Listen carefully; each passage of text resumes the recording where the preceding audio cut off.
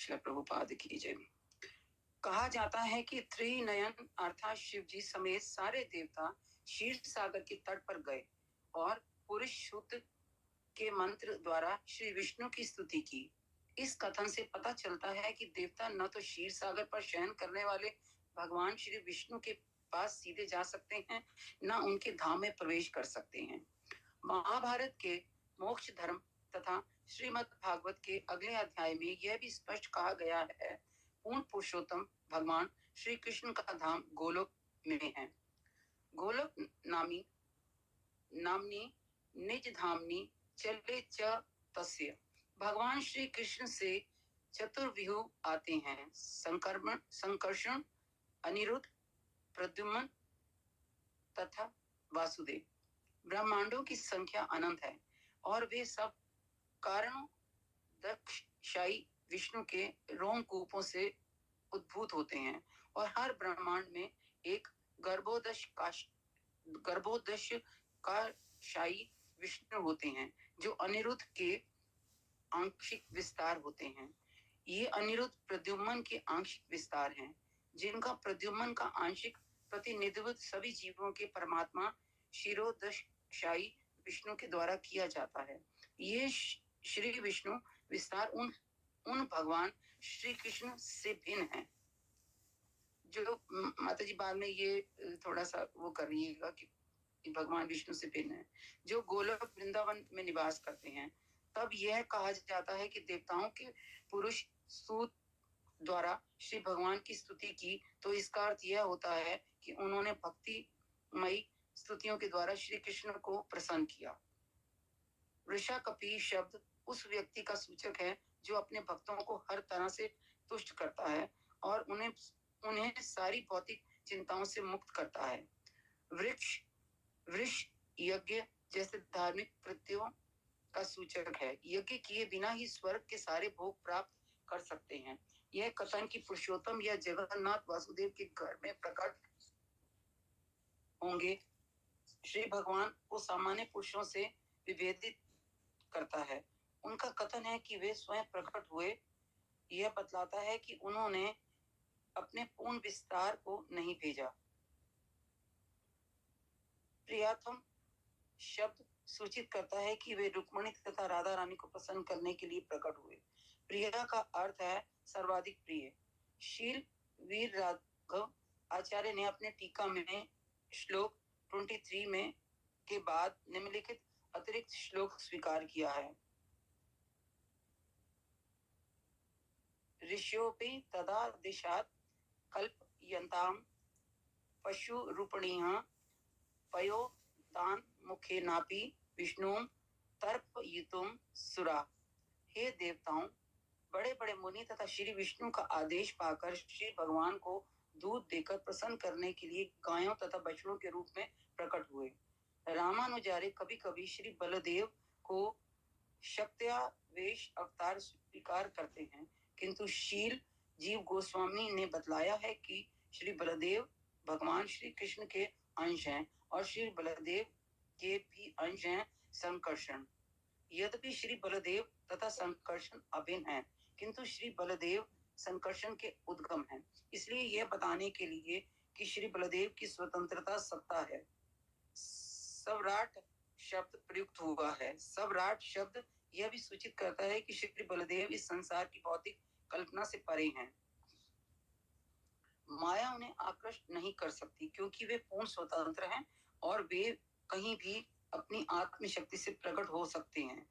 माया पूर्ण रूप से श्री विष्णु के अधीन है, क्योंकि भौतिक शक्ति तथा योग माया श्री भगवान के प्रकटे में घुल मिल जाती हैं, अतः उन्हें एकानंशा कहा जाता है। कभी कभी एकानंशा का अर्थ बिना अंतर लगाया जाता है। संकर्षण तथा शेषनाग अभिन्न है।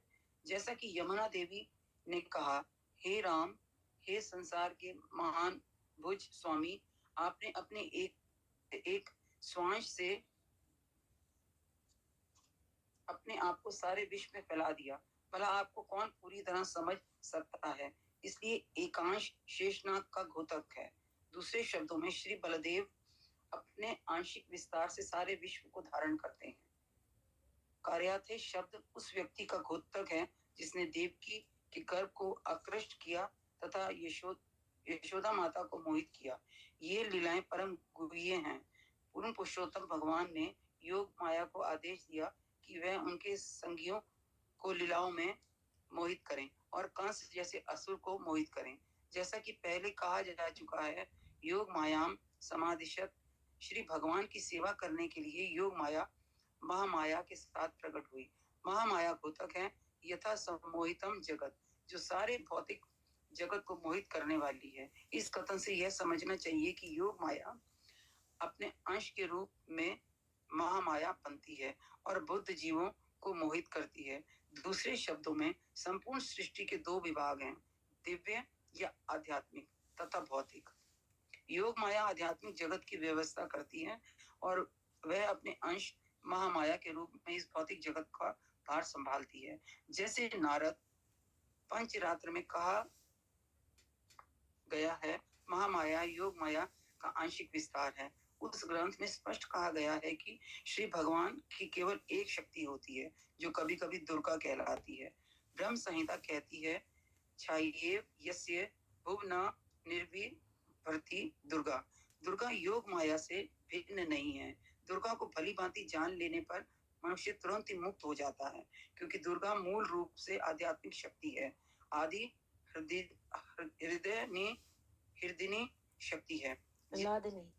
हाँ जी, अलादिनी शक्ति है, जिनकी कृपा से मनुष्य पूर्ण पुरुषोत्तम भगवान को बहुत आसानी से समझ सकता है। राधा कृष्ण प्रणय विकृति हृदयनी शक्ति रसमाद महामाया शक्ति योग माया की आवरण है, इसलिए इसे आवृता शक्ति कहा गया है। इसी आवृता शक्ति से सारे भौतिक जगत मोहित हैं। यया सम्मोहितम जगत। निष्कर्ष यह है कि बद्ध जीवों को मोहित करना तथा भक्तों को मुक्ति देना, ये दोनों कार्य योग माया के हैं। देवकी के गर्भ का स्थानांतरण करना तथा यशोदा को गहरी निद्रा में रखना, ये दोनों कार्य योग माया द्वारा किए गए। महामाया ऐसे भक्तों पर अपना असर नहीं दिखा सकती, क्योंकि वे सदैव मुक्त रहते हैं। यद्यपि महामाया मुक्त आत्माओं को अपने वश में नहीं कर सकती, किंतु उसने कंस को मोहित किया ही है। योग माया का स्वयं को कंस के सामने प्रस्तुत करना महामाया का कार्य था, योग माया का नहीं। योग माया कंस जैसे दूसरी व्यक्ति को देखकर या छू भी नहीं सकती। मार्कंडेय पुराण में चंडी नामक 11वें अध्याय में महामाया कहती है, वैवस्व मनु के काल में 28वें युग में मैं यशोदा की पुत्री के रूप में जन्म लूंगी और विंध्याचली वासिनी के नाम से जानी जाऊंगी। इन दोनों मायाओं, योग माया तथा महामाया का अंतर इस प्रकार बतलाया जाता है। गोपियों के साथ भगवान श्री कृष्ण की रास लीला करना तथा गोपियों द्वारा अपने पतियों, ससुरों तथा अन्य संबंधियों से संभ्रमित होना, ये सब योग माया के काम थे, जिनमें महामाया का कोई प्रभाव नहीं था। श्रीमद् भागवतम में इसका पर्याप्त प्रमाण मिलता है, जब यह स्पष्ट कहा जाता है, योग माया मुपाश्रितः दूसरी और शल्भ आदि असुर तथा दुर्योधन जैसे क्षत्रिय थे, जो भगवान श्री कृष्ण के वाहन गरुड़ तथा उनके विश्व रूप को देखकर भी भक्ति से विहीन थे, जो भगवान श्री कृष्ण को पूर्ण पुरुषोत्तम भगवान के रूप में समझ ही नहीं पाए। यह भी मोह था, किंतु यह महामाया के कारण था। अतः जो माया मनुष्य को पूर्ण पुरुषोत्तम भगवान से दूर खींच ले जाती है, वह जड़ माया है, और दिव्य स्तर पर कार्य करने वाली माया योग माया है। जब नंद महाराज को वरुण ले गया तो उन्होंने भगवान श्री कृष्ण का वैभव देखा, किंतु तो भी उन्होंने भगवान श्री कृष्ण का अपना पुत्र ही समझा। आध्यात्मिक जगत में इस तरह का वात्सल्य प्रेम योग माया का कार्य है, जड़ माया या महामाया का नहीं। यह श्री विश्वनाथ चक्रवर्ती ठाकुर का मत है। शूर से नाश्रम कार्तिवीर्यार्जुन का पुत्र शूरसेन था। शूरसेन लिखा, हाँ शूर, अच्छा पहले वाला, हाँ शूरसेनाम कार्तिवीर्य अर्जुन का पुत्र शूरसेन था, और जिन देशों में वह शासन चलाता था वह भी शूरसेन कहलाते थे। ऐसी टिप्पणी शील सनातन गोस्वामी कृत वैष्णव तोषणी टीका में है। मथुरा के विषय में निम्नलिखित उद्धरण आया है। मत्यते तु जगत सर्व ब्रह्म ज्ञानेन येन वा तत्सा भूतम यद्यस्यां मथुरा सा निगद्धते। माताजी अब सीमा पढ़ लेंगे, इट्स ओके।